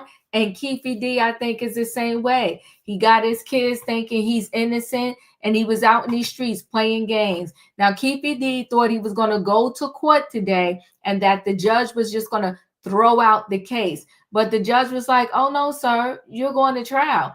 And he was dumbfounded. So, but let's hear his son, who looks just like him, talk about his dad and how he believes his dad is innocent and getting played. It's the time together we cherish, watching our garden grow. Meet Salad as a Service by Garden Cup. Two cops basically wanted to make it in Hollywood, and they made that up for my dad to go with. And told my dad if he didn't go with this, he wouldn't be able to sleep at night, or he wouldn't, he'd go to jail for the drug case that they pinned it against him. But yeah, it's two dirty cops basically that conspired to have this story that they made up, and that we hear now. It's no truth. No truth to it. No truth to it, to be honest with you. Dwayne Keefe D. Davis is charged with the murder of iconic rapper Tupac Shakur. Keefe has made numerous confessions to his involvement in the shooting in his book, in media interviews, and even to police. He is currently in jail awaiting trial. Now, in a rare and shocking interview, Keefe's son told the US Sun he believes his dad was framed for the murder by two LAPD detectives. It's two dirty cops. Wanted to put the blame on someone and promised them things and didn't get it. So that's why he went on interviews trying to get his little money off of what they promised. And now my dad is in a situation. The US Sun has reached out to both officers, Greg Kei D and Darren Dupree, about Dwayne's unverified claims. They both vehemently deny the accusations. Greg Kei D came up with all this and told my dad, if you don't go with what I'm telling you, you can't sleep well at night. I don't know what that meant, but that's the answer to your question. They violated my dad's 14th Amendment right, which everybody know that. It's also a 16th Amendment right. The judge makes her own laws, it seems like, because she's not going off the law. She's going off of what she wants to go off of. It's not the law. Keefe had his bail denied twice by Judge Carly Kearney. Prosecutors also accused Keefe of planning to kill witnesses in his case following a recorded prison call with Dwayne Jr. They both deny this claim. I got a call from my friend, and he told me that he was a Paru, actually. So why would a Paru, if it was a war going on, why would a Paru tell me to tell my dad to be careful? Because we never had to worry about anything until arrest. If I put a green light order while I'm not in custody, they know what I said when I first talked to my dad. I said, it's a green light on us. And I said, yeah, it's a green light on our side. Where do you get that? It's a green light on someone. What name? Who? On who? So they know what they were doing. They want to paint this picture to the public so they can over my dad. My dad is a great guy. He's a great father, great grandfather. I have a son, Dwayne Keefe Davis III. My dad is a very loving person, good guy, awesome guy. I just want to let the world know my dad is not what the people think. He's not that. He's not at all. Retired LAPD Detective Greg Kei D hit back at the claims, telling the US Sun, I am not at all surprised to see that the apple has not fallen far from the tree. Dwayne Jr. seems to have inherited his father's ignorance. Darren continued to work on the job, so that seems to be quite a stretch from his aspirations to become a Hollywood star. And claims that we are dirty cops. If we're dirty cops, we sure were squeaky clean about it. I would say that clearly they've reached a level of desperation where they've lost complete touch with reality. Yikes, the apple don't fall far from the Introducing Salad. What a hot flaming mess. So let me just go back up. I'm not going to go through this whole thing because Keefe D he's a little delusional. Standing trial, Tupac unalive suspect glares at his lawyer in disbelief after the judge refuses to toss case over controversial confession. The jail gangbanger was left seething after the hearing, a source told the U.S. Sun. So a self-confessed drug smuggling Compton gang kingpin will stand trial for the unaliving of rap legend Tupac Shakur after failing to convince a judge of his innocence. Dwayne Keefe D. Davis, 61, glared at his attorney and shook his head in disbelief after learning he may now face life in prison for the September 13, 1996 unsolved pow-powing of Tupac Shakur. Davis, who was shackled by the legs and his wrists, handcuffed, swayed in shock, and appeared vexed after Judge Carley upheld the M charge against him during a court appearance in Las Vegas on Tuesday. After the court was adjourned, Davis sat shaking his head and appeared distraught. A source close to Davis told the U.S. Sun the jail gangbanger was left seething after he was ordered to stand trial. Right now, he is seething. He really believed that the court will rule in his favor, the friend said. He really had built his hopes up that the law was on his side and his lawyer was right. Judge Carney refused to accept any of Davis' legal efforts to have his trial called off. The judge dismissed all of Davis' claims that he was unfairly being prosecuted. The prosecution arguments were enough for Carney to feel satisfied that the bar around the M within Nevada state law was met for Davis to face criminal trial and possible life in prison if found convicted. The 25-minute hearing, which featured robust arguments from both the defense and prosecution, ended with the bombshell decision. Davis' M trial is currently set to begin on March 17. He is due in court on February 11th for a status hearing. Judge Kei ruled against all of Davis' claims to have the case tossed and concluded that no immunity deal exists in Las Vegas authorities preventing his trial. She added that no evidence has been found to confirm Davis' claims that he has a federal government immunity deal over his admissions to being the shot caller to Tupac's unaliving. The judge agreed with prosecutors that Davis was wronged by his own attorney and a Las Vegas Metro police cop that confessing to the crime during the interview carried no protection. She declared that he didn't help his cause by revealing additional information on his own admission and media interviews, reveling in the fame and money which she described as a pecuniary gain. Davis has confessed to police officers in Los Angeles and Las Vegas, as well as to multiple media outlets, to be in the shot caller in the execution of Tupac in Sin City in September 1996.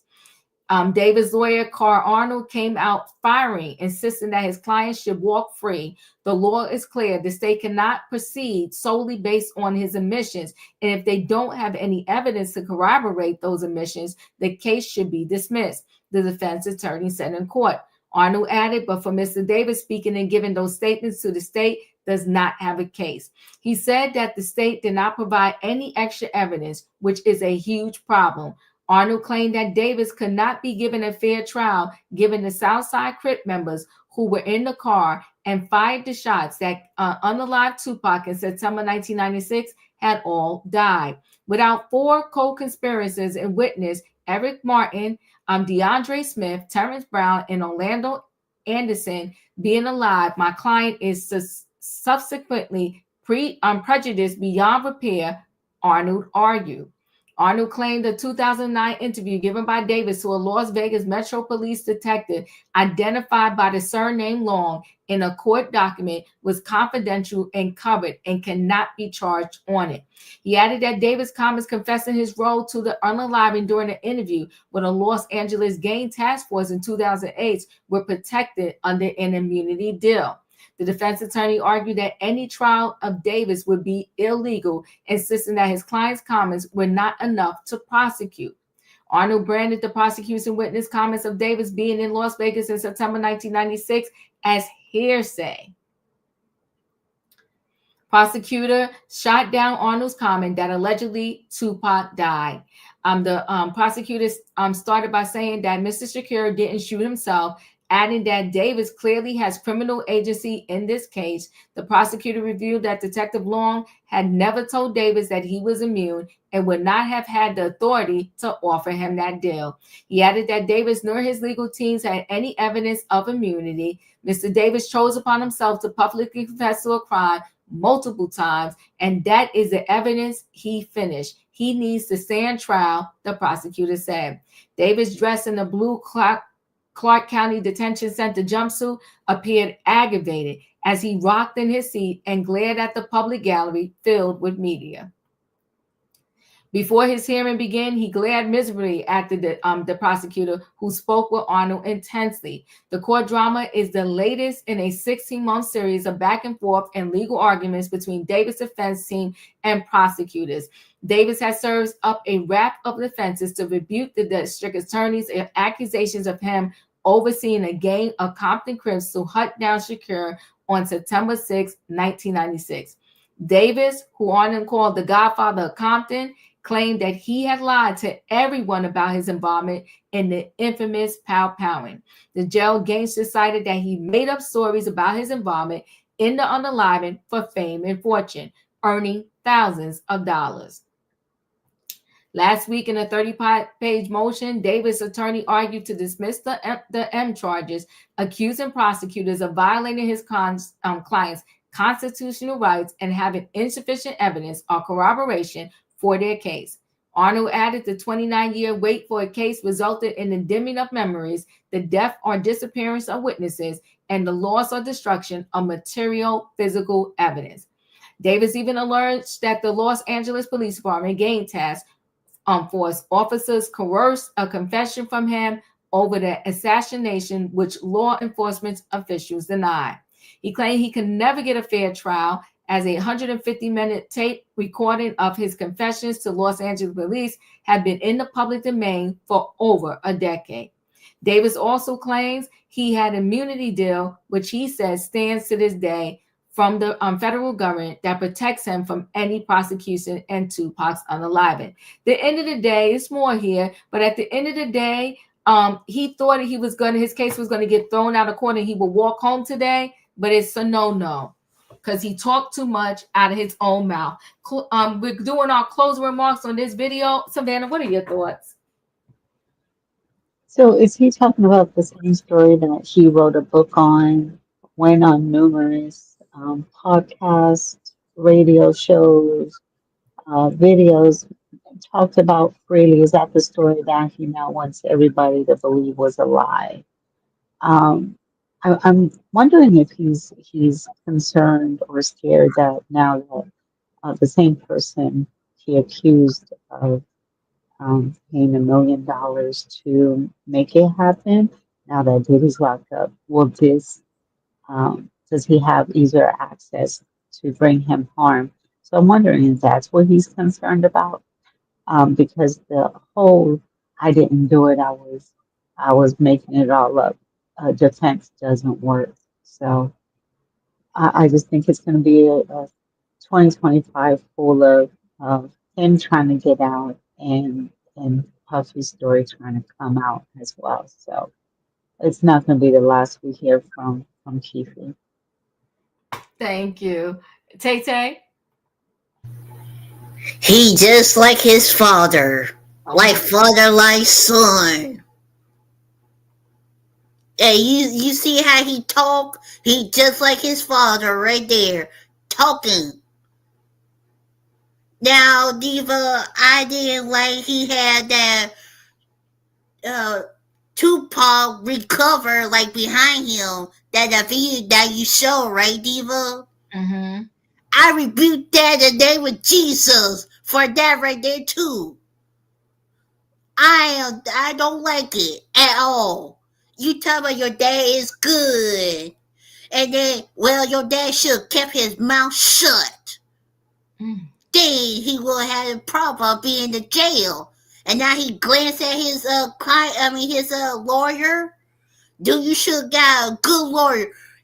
Call JC. Hey JC, can I use your lawyer? The one that you won the case? please? And thank you. Click. Now you gonna run out of the money that you had for that lawyer who probably still gonna see you to jail after your bail was denied right there at all. And like Felicia said, my God, he is so stupid that your son is just like you, and that apple did not fall the tree at all. That's all, Diva. Thank you, Tay Tay. Felicia, your thoughts? Diva, I am blown away here. Did I get this right? They said it doesn't matter if you sign that agreement. I think it's called a proffer, right? There's a proffer agreement. They don't care. You said you did it. We believe you. And you're doing life. Mm-hmm. They're using his own material against him. Is that right? That is right. You got it. You talking? Mm-hmm. Yeah, you're right, Tay Tay. He's so stupid. I'm just how he's dumb, stupid, and both. Yes, he is. And they said he was standing in the courtroom looking in disbelief. I can understand why, because he's saying this is the first time in my life somebody believes me. See you, Keefe. See you. I'm done. Thank you, Katrina. Your thoughts? Keep it, man, you screwed yourself up. You sit up on there with your shades on Glad, knowing Glad it ain't never the done FBI. You sit up there, you wrote these books, you did all this, and the next thing we seen, the feds was at your door. It's ridiculous. You should, if you didn't do it, you should have kept your mouth closed. Even if you did do it, you should have kept your mouth closed. But no, you want to write books, so you gonna give these people their money back for saying that you didn't do it, and you put it in your books that you did. So are you gonna pay these people their money back for writing false, false information, giving out a fake book? Well, now you see exactly what your mouth got you in a with a 4x6 cell, laying up on a cot, looking up at the ceiling. I hope you're in there praying, because babe, that's your life. You're not getting out. They need somebody to take the fall for Tupac's murder. Even if you didn't do it, they gonna say you did it. They're gonna prove that you did it because of your own words, the only thing you wrote down, all your books, all your interviews. They're gonna bring it all in there. So you screwed yourself. So I hope you got pleasure out of it, because that's all you getting. That's all I got, Diva. Thank you, Katrina. Julius, your thoughts? Can everybody hear me? Yes, we can. He did that to himself.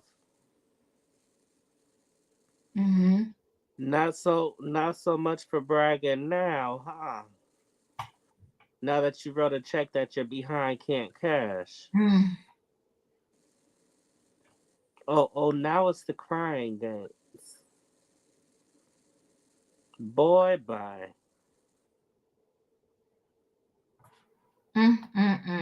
Thank you, Julius. E, you're up. Well, Tay Tay is on the roll, babe.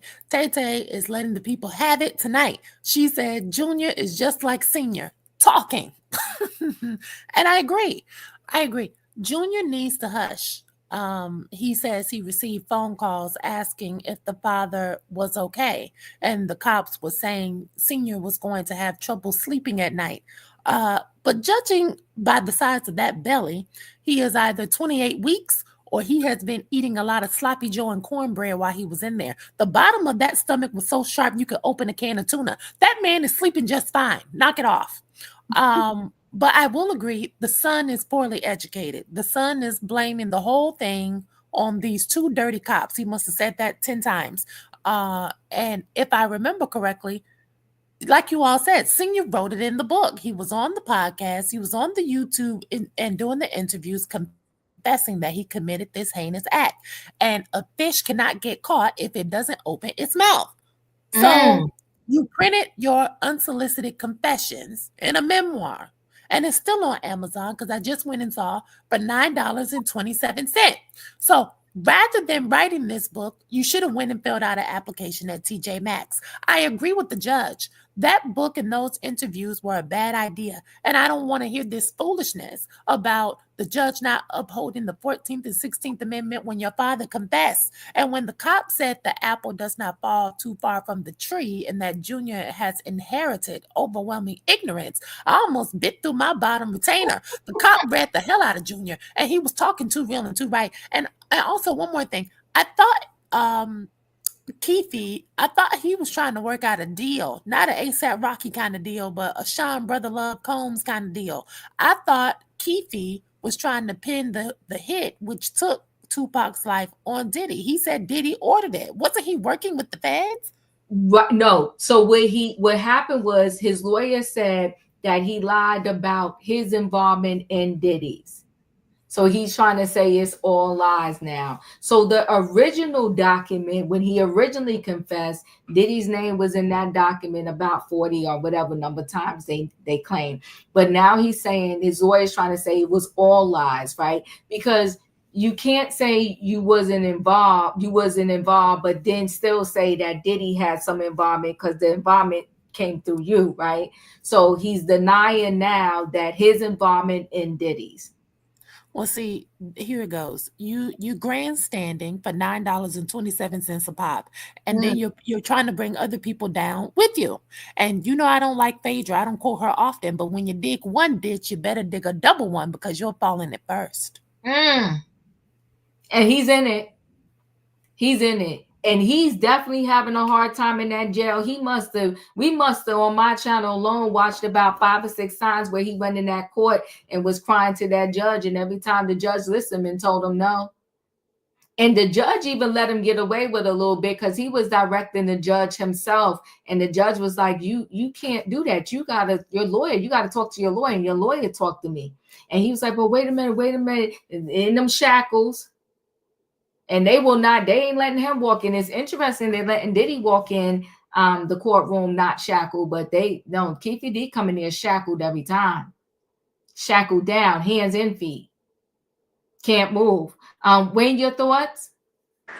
You know, his son did just like, I guess, most people's kids possibly. You know, people kill me. They always want to say, oh, he was a loving person. You know, he's a loving person. You know, they give you the shirt off their back. You know, it's always that. I don't care how big a hellraiser they are. Oh, they was a loving person. All this kind of thing. But he brings a whole new meaning to when people show you who they are believing. Well, he told them who he was, and they believed him. He said he did it. And now they're trying to say, oh, he did it. It wasn't true. He did it for fame and stuff like that. Well, you got the fame. You just ain't getting the money now. You heard him say, all that media was in court. That's what he wanted. He wanted the attention. He wanted the fame. Now everybody knows. And he ain't going nowhere yet. I'm not saying he won't eventually, but you outed yourself. I don't know of any loving person. I don't have any loving friends that would implicate themselves in something so nefarious as, you know, murder or whatever. Loving person. But you're going to brag about something that you didn't do. So, you know, this is a perfect case of FAFO. Is that FAFO? Let me see, blank. Yeah, FAFO. He found out, and he's still finding out. He found out the day that he wasn't going home. I mean, if it was the day, it was. Whenever he showed up in court, he messed around, found out that he wasn't going home today. And he probably had his bags or his little bit of crap that he got in his cell packed up, ready to go. It didn't happen. He found out. Oh, he did find out. And, you know, he got his son out here, you know, pumping for him. And the son, unfortunately, you know, respectfully, he's delusional. Your dad did what he did. He could be a nice father. And just like he said, you know, he knows one side of his dad. He's like, my father is a nice father. He's a good grandfather. He's this, he's that, he's loving, he's caring, whatever. But before that life, unfortunately, your father, out of his own mouth, said he was a gangbanger. So people don't think about their life when then they have kids and you know the sins of a father, they said, fall upon your children. And now his adult child is dealing with it, repeating what his dad said, dirty cops. And that cop did rip him for shares. That cop could have been a little kinder with the words, but he wasn't. And that's what we up to. Listen, guys, I appreciate y'all for being here. Overtime is an understatement. I haven't been on this long in like forever, but I do appreciate y'all for hanging out with me. Y'all know the routine. If you didn't hit that like button on the way in, hit it on the way out. Good night and goodbye, everybody. Do not cheat the D-Roll straight down. Choo-choo and beep beep. Thank you. Keep it.